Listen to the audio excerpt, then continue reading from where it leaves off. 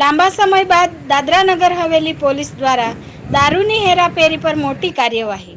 નરોલી પોલીસે લાખોની કિંમતનો દારૂ જપ્ત કર્યો હતો. નરોલી પોલીસ સ્ટેશનની મોટી સફળતા. શંકા વગરના વાહનોની તલાશ લેતા લાખોનો દારૂ મળી આવ્યો હતો. આ મામલો હોટલ રિજેન્ટનો હોવાનો કહેવાય છે. આ દારૂ 2 ફોર્ચ્યુનર અને 1 ઇનોવામાં હતો.